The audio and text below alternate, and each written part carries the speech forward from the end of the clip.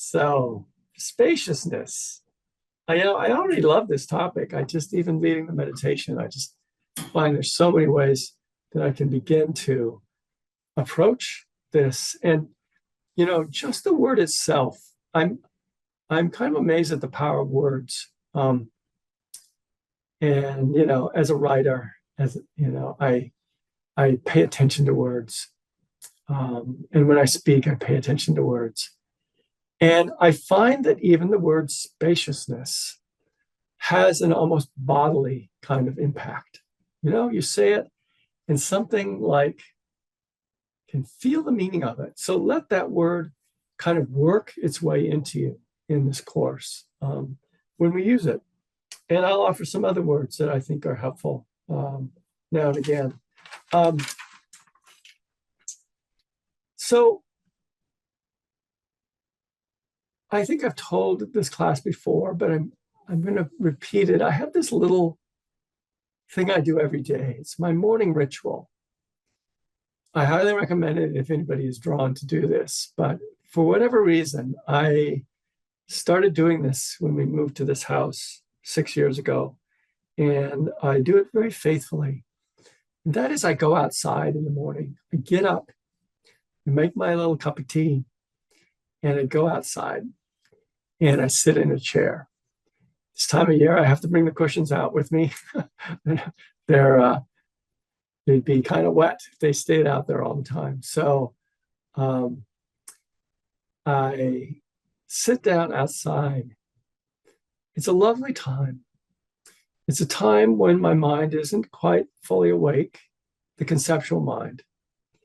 But there are other parts of me that are quite awake. And this time of year especially, it's dark. And so I'm under the stars. And there may be a little bit of light in the east. My spot on the deck looks towards the east and the south. And so I can watch the light come into the sky, depending on what time I get up. If I get up really early, it's just stars. And then as we move toward the spring, it will get to be lighter and lighter out there until in the summertime, I'm getting up and it's already, the sun is up. I don't know why this started, but it was out there one morning that I thought of this topic, spaciousness. It's often a place where I do a little bit of thinking once I'm ready to think. It's also a time when I don't think and I just look, I just take in. And there's something about being outside that is spacious, much more so than a house. And there's something about the night sky that is particularly spacious. It seems to be possible to look almost forever. I happen to know a little bit about the night sky, and I know where to look to see the Andromeda galaxy, which is a little hard to see around here because it's a lot of moisture in the air and some light pollution. But with binoculars, you can see it quite easily. But if you know where it is, precisely where it is, you can get the faintest glow, and that's 2 million light years away.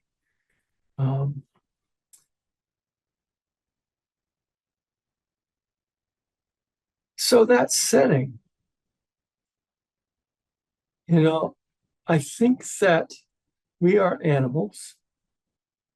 And as animals, we benefit from places and contexts that can show our minds things. I feel like it's a kind of a place of revelation almost to be out under the night sky. There's an openness. There's a potential for awe and wonder, and a way that it puts a perspective on being this puny human being. And so one of the things about spaciousness that I want to bring to this class is this sense of perspective. That spaciousness can be found in zooming out, in allowing the mind to get really big and allowing our perspective to get really vast. We can do that somewhat conceptually, certainly. We can imagine the vastness of space. But there's something about actually being out under the stars that makes that immediately present, immediately obvious. And I like to bask in it. Those of you who are on the retreat know this word bask. I used it in the context of talking about, how to be with a particular state of mind, a wholesome, a good, a skillful state of mind. Once it's there, to kind of bask in it, enjoy it. So being under the night sky is a place of basking for me. But that's a funny word to use when it's going to go down to 0 tonight. It's not exactly going to be all that comfortable out there. But, or on, we climb mountains to get that view, that vastness that a mountain gives us. We go to the ocean to look out on the horizon, and it gives us a sense of what is really, I would say, inside of us. The vastness of our own heart is somehow reflected back to us when we look at the night sky, when we look at the ocean, when we climb the mountaintop and look out. Something of that vastness is present. And I mentioned it when we were meditating. And so I was a little hesitant when I mentioned these things because not everybody immediately can find in themselves what I'm talking about when I say vastness, the vastness of the space of consciousness. What I mean is very concrete, but it doesn't sound that way until you've actually touched it in your own experience. But there's the invitation, and I'll probably continue to do that as I guide meditation, to feel that vastness, which is consciousness itself. When you look at me on your computer, you're actually looking at consciousness.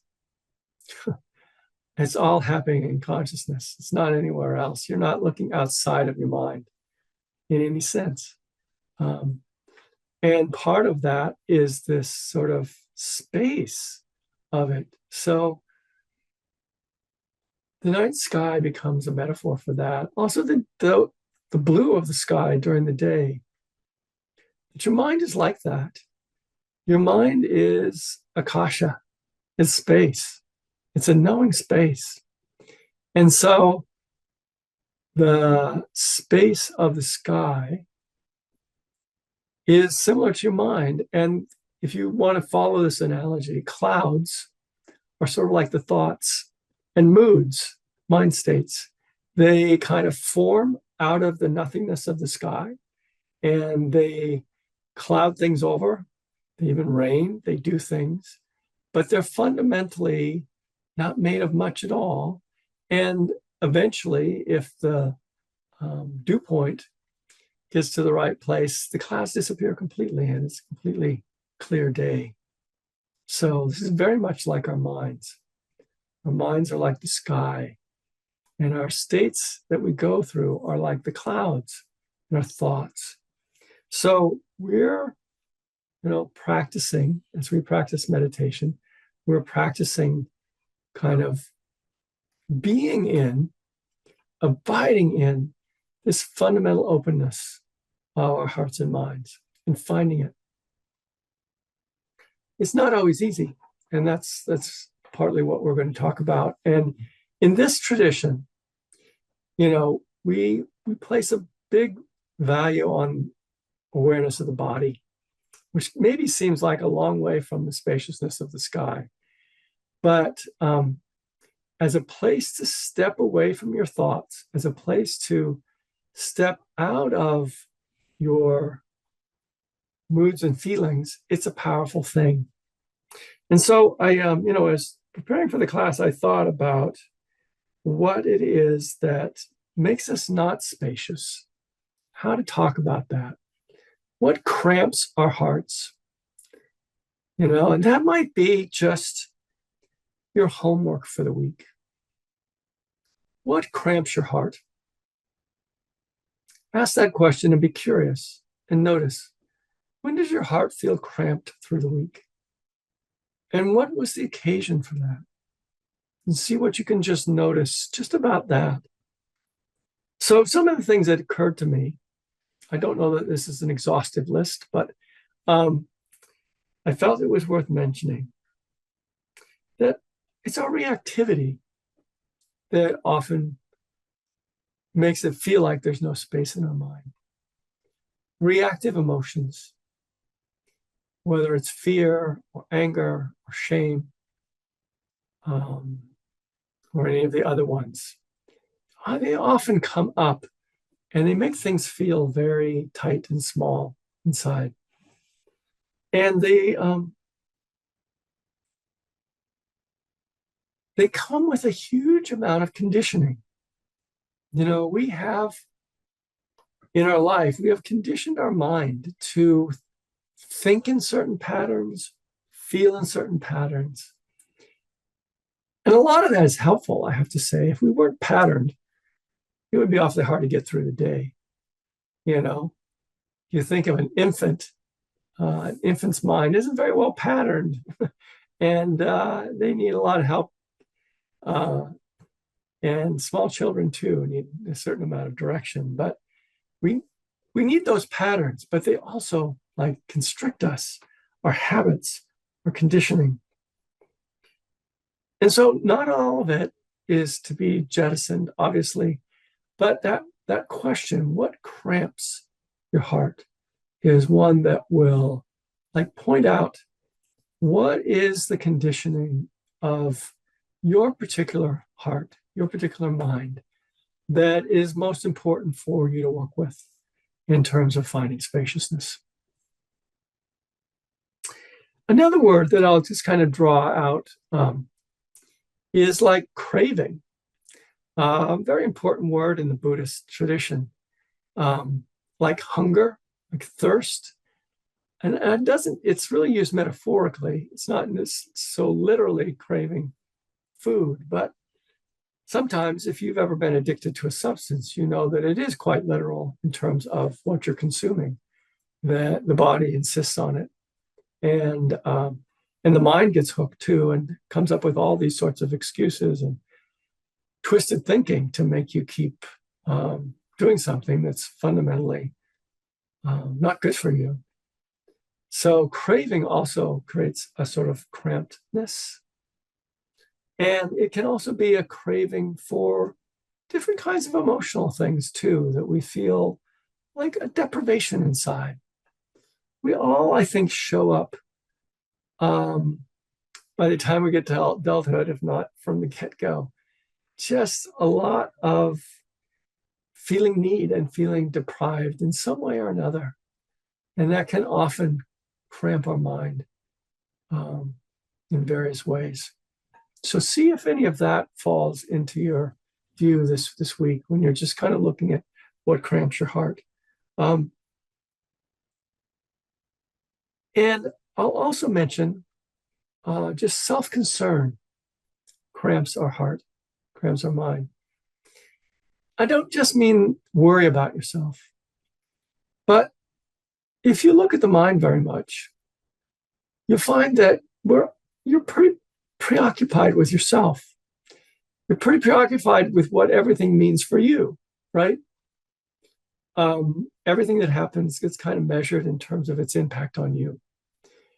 And I don't know that that can be completely otherwise, because we're animals and we do really have to look out for ourselves. And yet there's this kind of, I was thinking of it today as like gravity. There's this way that the openness of our consciousness, if you think of it as like space, where anything that came into it could just be like known and taken in, felt into in a kind of an open way. But it's like our self-concern doesn't really make that possible. It's like the gravity of a planet that makes everything fall into it, you know, that everything around us becomes about me or its relevance to me. And that in some sense, warps consciousness the way that a planetary body is said to warp space and time. I'm not going to get into that, believe me, because I don't understand the physics entirely, but I do at least know that that's the current teaching about what gravity is. Gravity is the warping of space and time that the mass of a body creates. And so in a similar way, I think there's something going on in our consciousness where we just are self-absorbed. There's just a kind of a self-absorption there, and some people's, I might mention this because I think it could be confusing. Some people's self-absorption is pinned on others, so it doesn't mean that you're not self-absorbed because you're one of the people who's always checking all the time to make sure everybody's okay. That's actually self-concern. That's actually what you've learned to do to make yourself safe. And it's what you do to alleviate your worries about everybody that you love. It's the way that you respond to the contingency of life. That sort of thing is still kind of pinning your self-concern, but it's not necessarily right here. It's often out there, these sorts of self-concerns where we tend to focus. And I'm saying this, I want you to hear it, not with judgment. I think this is partly how the system works. It's partly how this human body and body life works. It works with this kind of self-concern. However, there's a whole world beyond it. If we begin to step into the spaciousness of consciousness, if we begin to touch the fuller capacity of our heart, there's a greater room to play in this life than maybe that immediate place that we find ourselves in terms of self-concern. And all these three things that I mentioned, kind of the reactivity and conditioning, the craving, the self-concern, they all in various ways constrict us.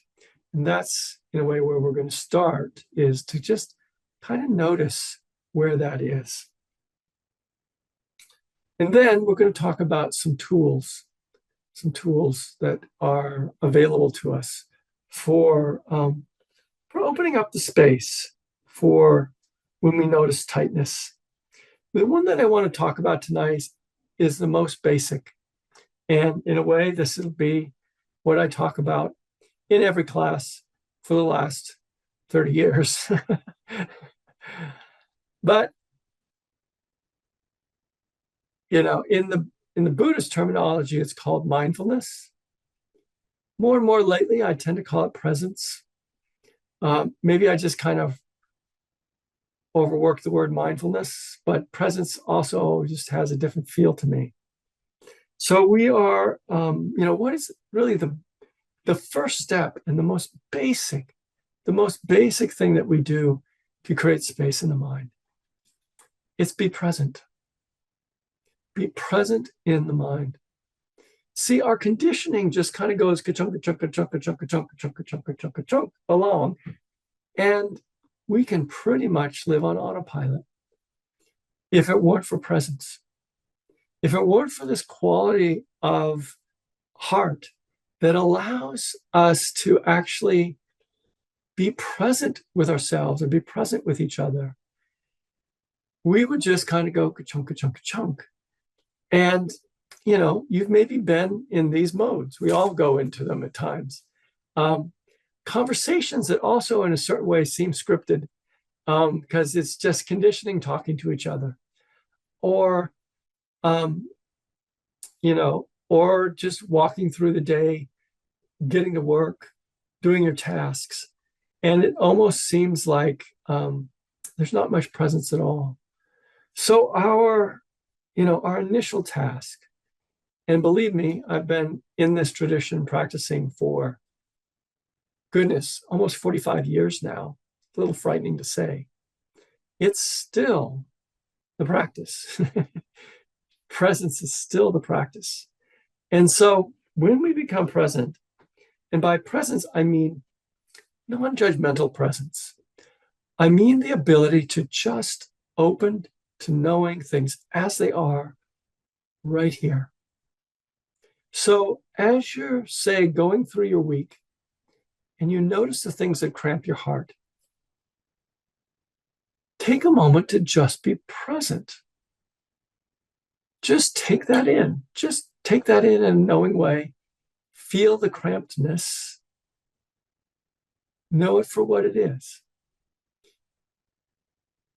You know, I'll give you some tools, but I want to give you a warning here right in the beginning, is that spaciousness is not all about taking action against these forces of the mind that I'm naming here. You know, there's this thing in us I call the doer. And sometimes I call it the anxious doer, because that's really the flavor of it. It has a certain kind of baseline anxiety to it. But the doer wants to have a program. The doer wants to hop in and take care of the problem. It's really good at seeing problems. In fact, it's almost so good it sees problems where there aren't any. And it wants to hop in, and it wants to do something, and it wants to apply a method, and it wants to make everything okay. The good news or bad news, depending how you look at it, is that doer is taking up a lot of the space. It's a lot of what stands between you and spaciousness. So when we do presence, when we do mindfulness, we're over and over kind of stepping back to just feeling, just knowing this moment, and relaxing the dude that's gotta take care of everything and have a solution for everything. We kind of relax him or her or them. We just let them, subside a bit so that we can actually just be and feel with things. We practice that over and over again. You may have heard me in the meditation on a number of occasions talk about a soft mind. And I'm building on last fall's class on softening, because I still love that word. It just says something so immediate and tactile even.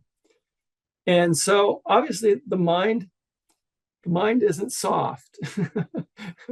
The skin is soft, literally, but we can all feel what it's like when something, say, is amiss and the mind stays soft. Let's do the most basic. My knee hurts. And when the mind kind of gets hard, it's like, I don't like this. And it's like shifting around, trying to find some way that's going to feel better. And so it's creating a certain kind of restlessness too. And it's creating a lot of aversion. And aversion is almost the definition of a hard mind. So when you soften in the presence of something, like just the ache you feel in the meditation in your body, it's like you let go of some of that aversion. Let go of some of that, gotta fix it. And just see what the potential is to just feeling it as it is. And if you notice the aversion coming up in your mind, this is what's really cool. You can be soft towards that too. You can be soft towards a part of you that goes, ick, I don't like this.